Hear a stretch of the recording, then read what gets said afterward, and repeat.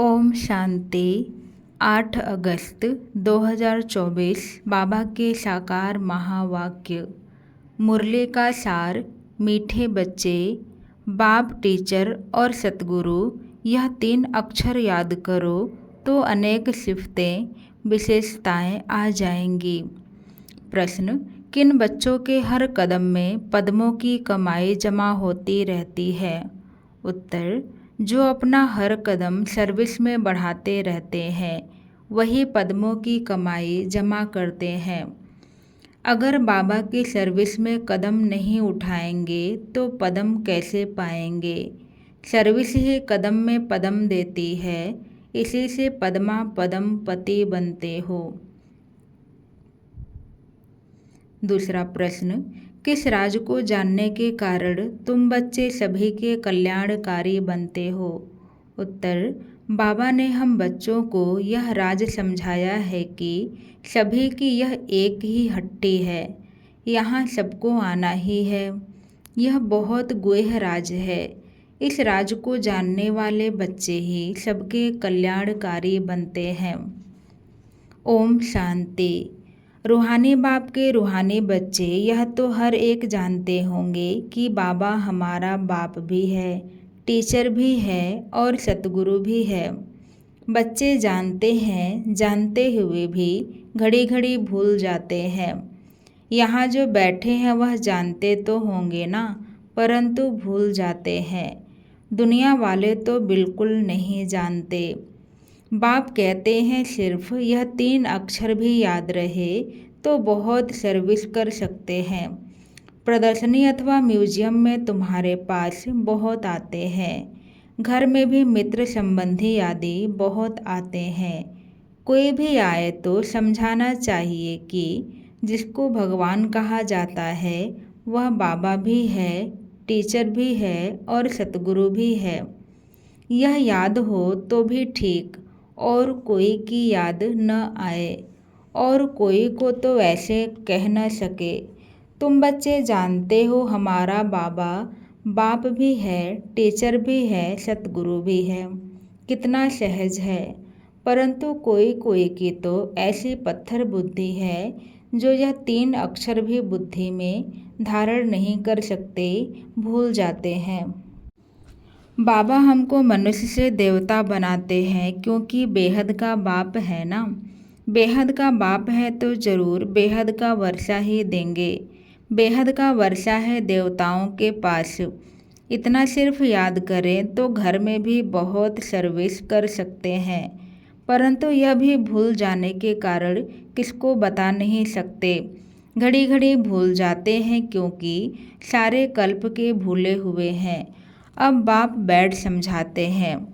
वास्तव में यह ज्ञान बहुत सिंपल है, बाकी याद की यात्रा से संपूर्ण बनना इसमें मेहनत है। बाबा हमारा बाप भी है, शिक्षा भी देते हैं, वर्षा भी देते हैं, पवित्र भी बनाते हैं क्योंकि पतित पावन बाप है। सिर्फ कहते हैं कि सबको यही कहो कि मुझे याद करो।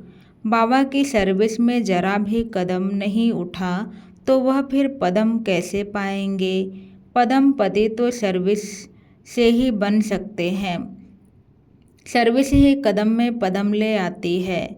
सर्विस के लिए बच्चे कहाँ कहाँ से भागते रहते हैं, कितने कदम उठाए जाते हैं। पद्म तो उन्हों को मिलेगा ना। यह भी बुद्धि कहती है पहले शूद्र को ब्राह्मण बनाना पड़े। ब्राह्मण ही नहीं बनाएंगे तो क्या बनेंगे? सर्विस तो चाहिए ना। बच्चों को सर्विस का समाचार भी इसलिए सुनाया जाता है कि टेम्पटेशन हो। सर्विस से ही पद्म मिले हैं। सिर्फ एक बात ही सुनाओ जो दुनिया में और कोई नहीं जानते। बेहद का बाप बाप है, परंतु बाप का कोई को पता नहीं है। सिर्फ ऐसे ही गॉडफादर कहते रहते हैं, वह टीचर है। यह तो कोई की बुद्धि में नहीं होगा। स्टूडेंट की बुद्धि में हमेशा टीचर याद रहता है। जो पूरी रीति नहीं पढ़ते हैं उनको अनपढ़ा कहा जाता है। बाबा कहते हैं हर्जा नहीं, तुम कुछ भी न पढ़े हुए यह तो समझ सकते हो ना कि हम भाई भाई हैं। हमारा बाप बेहद का है। बाप आते ही हैं एक धर्म की स्थापना करने ब्रह्मा द्वारा करते हैं, परंतु लोग कुछ भी समझते नहीं हैं। ईश्वर अगर कभी न आया हुआ होता तो उनको बुलाते ही क्यों कि हे लिबरेटर आओ, हे पतित पावन आओ। जबकि पतित पावन को याद करते हैं फिर शास्त्र क्यों पढ़ते, तीर्थों पर क्यों जाते, वहाँ बैठा है क्या, कोई जानते ही नहीं। जबकि पतित पावन ईश्वर है तो गंगा स्नान आदि से कोई पावन हो कैसे सकते, स्वर्ग में कोई जा कैसे सकते। जन्म तो यहाँ ही लेना है।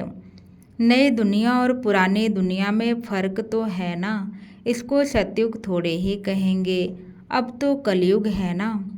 मनुष्यों की तो बिल्कुल पत्थर बुद्धि है, जहाँ थोड़ा सुख देखते हैं तो स्वर्ग समझ लेते हैं। यह बाप ही समझाते हैं, बाप कोई गाली नहीं देते हैं, बाप शिक्षा भी देते हैं, सबको सद्गति भी देते हैं। भगवान बाप है तो बाप से ज़रूर कुछ मिलना चाहिए। बाबा अक्षर भी ऐसा है जो उनसे वर्षे की खुशबू जरूर आती है। और भल कितना भी काका मामा आदि हैं, परंतु उनसे वर्षे की खुशबू नहीं आती। अंतर्मुख हो विचार करना है कि बाप ठीक कहते हैं। गुरु के पास कोई जायदाद होती नहीं, वह तो खुद ही घर बार छोड़ते हैं। तुमने संन्यास किया है विकारों का, वह तो कह देते हैं हमने घर बार छोड़ा। तुम कहते हो हम सारी दुनिया के विकारों का संन्यास करते हैं। नई दुनिया में जाना कितना सहज है। हम संन्यास करते हैं सारी पुरानी सृष्टि तमो प्रधान दुनिया का। सतयुग है नई दुनिया यह भी जानते हो, नई दुनिया थी जरूर सब गाते हैं। स्वर्ग कहा ही जाता है नई दुनिया को, परंतु वो लोग सिर्फ कहने मात्र कह देते हैं, समझ कुछ नहीं। तो बाप बच्चों को कहते हैं सिर्फ यह विचार करो, बाबा हमारा बाप भी है, शिक्षक भी है और सतगुरु भी है, सबको ले जाएंगे। अक्षर ही दो हैं, मन मना भव, इसमें सब आ जाता है, परंतु यह भी भूल जाते हैं। पता नहीं बुद्धि में क्या क्या याद रहता है। नहीं तो रोज़ लिख कर दो कि इतना समय हम किस अवस्था में बैठे थे। तुम बैठे हो बाप टीचर सतगुरु के सामने, तो वही याद आना चाहिए ना। स्टूडेंट को टीचर ही याद आएगा ना, परंतु यहाँ माया है ना, एकदम माथा ही मोड़ देती है, सारा राज्य भाग्य ही ले लेती है। तुमको पता नहीं पड़ता है। आए तो थे वर्षा लेने, परंतु मिलता कुछ भी नहीं। ऐसे ही कहेंगे ना, भल स्वर्ग में तो चलेंगे, परंतु वह कोई बड़ी बात थोड़े ही है।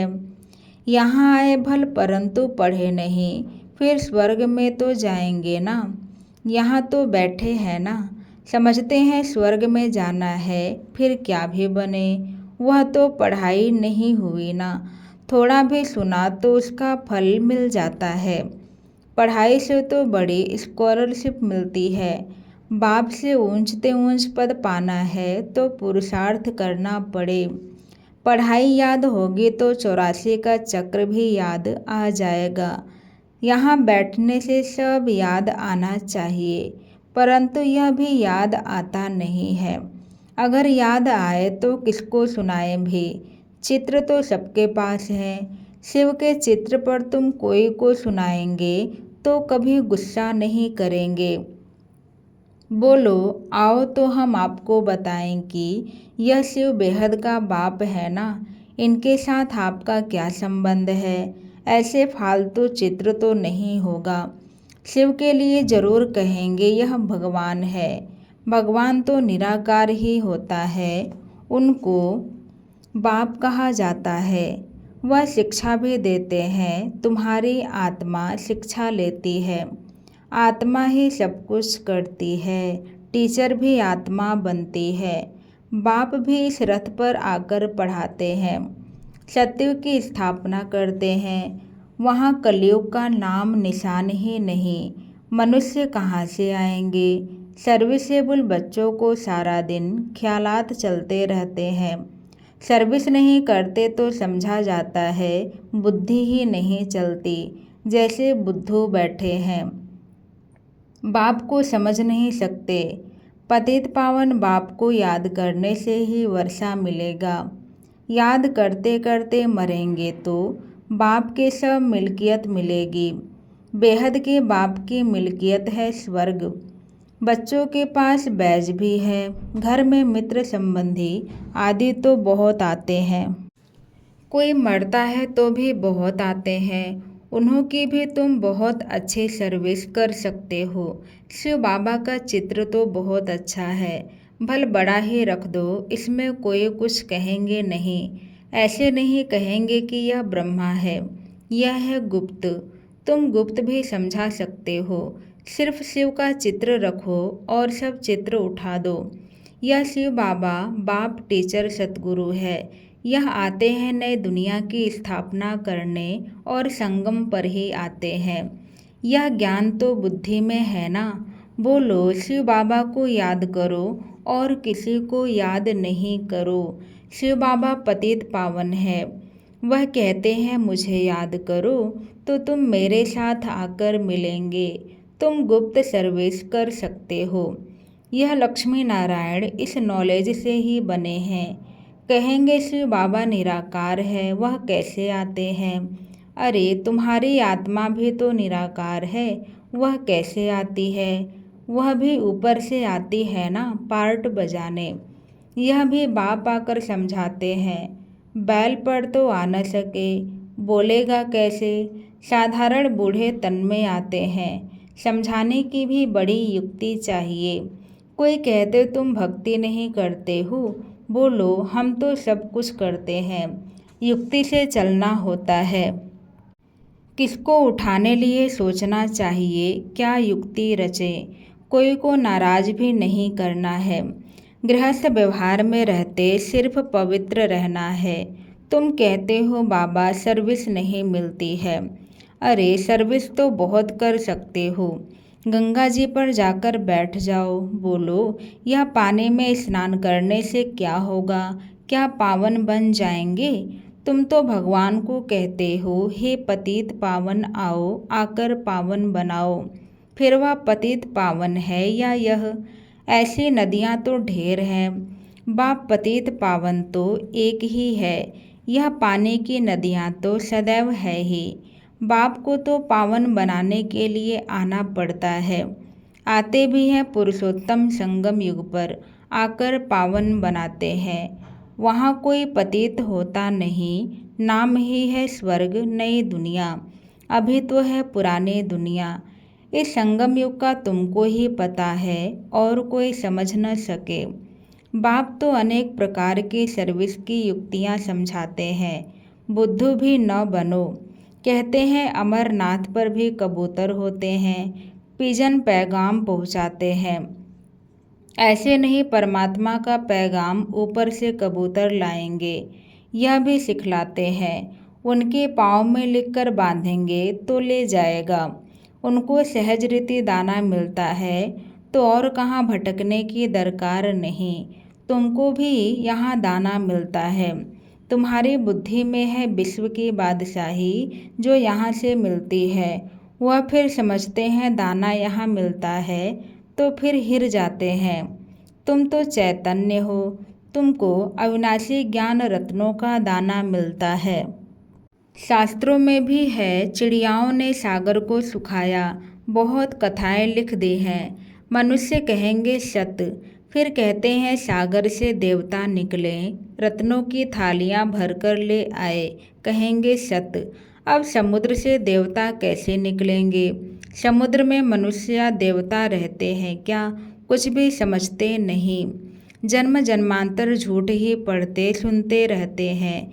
इसलिए कहते हैं झूठी माया, झूठी काया, झूठा सब संसार। सच्चे और झूठे संसार में कितना रात दिन का फर्क है। झूठ बोलते बोलते इंसॉल्वेंट बन पड़े हैं। तुम कितना युक्ति से समझाते हो, फिर भी कोटों में कोई ही बुद्धि में बैठता है। यह है बहुत सहज ज्ञान और सहज योग। बाप टीचर सतगुरु को याद करने से उनकी सिफतें भी बुद्धि में आ जाएंगी।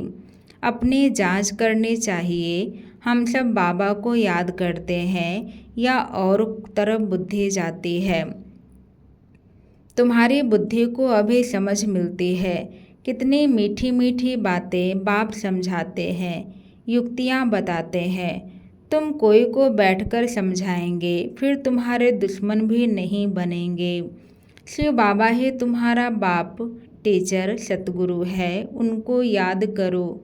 समझाने की युक्ति रचनी चाहिए। ब्रह्मा के चित्र पर बहुत पीछे पड़ते हैं। शिव का चित्र देख कभी उड़ाएंगे नहीं। अरे यह तो आत्माओं का बाप है ना, तो बाप को याद करो। इनसे बहुतों को फायदा हो सकता है।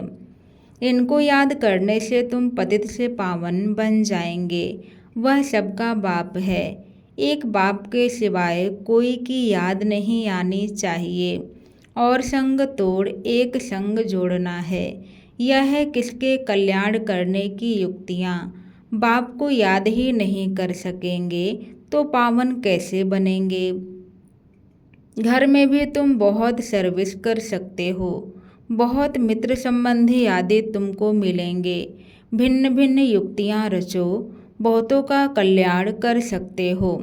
हट्टी तो एक ही है, और कोई हट्टी है नहीं तो जाएंगे कहाँ।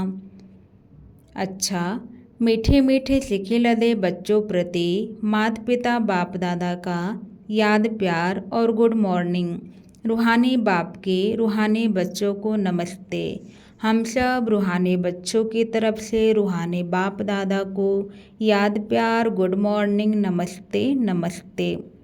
शुक्रिया बाबा, शुक्रिया। धारणा के लिए मुख्य सार। पहले पॉइंट, गृहस्थ व्यवहार में बहुत युक्ति से चलना है। कोई को नाराज भी नहीं करना है। पवित्र भी जरूर बनना है। दूसरे पॉइंट, एक बाप से अविनाशी ज्ञान रत्नों का दाना ले अपनी बुद्धि रूपी झोली भरपूर रखनी है। बुद्धि को भटकाना नहीं है। पैगंबर बन सबको बाप का पैगाम देना है। आज का वरदान, बेहद की वैराग्य वृत्ति द्वारा सर्व लगावों से मुक्त रहने वाले सच्चे राज ऋषि भव। बेहद की वैराग्य वृत्ति द्वारा सर्व लगावों से मुक्त रहने वाले सच्चे राज ऋषि भव।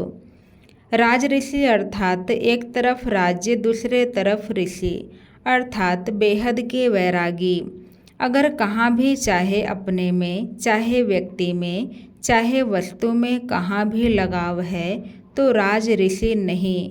जिसका संकल्प मात्र भी थोड़ा लगाव है, उनके दो नाव में पाँव हुए, फिर न यहाँ के रहेंगे न वहाँ के। इसलिए राज ऋषि बनो, बेहद के वैरागी बनो, अर्थात एक बाप दूसरा न कोई, यह पाठ पक्का करो। आज का स्लोगन, क्रोध अग्नि रूप है जो खुद को भी जलाता और दूसरों को भी जला देता है। क्रोध अग्नि रूप है जो खुद को भी जलाता और दूसरों को भी जला देता है। अच्छा, ओम शांति।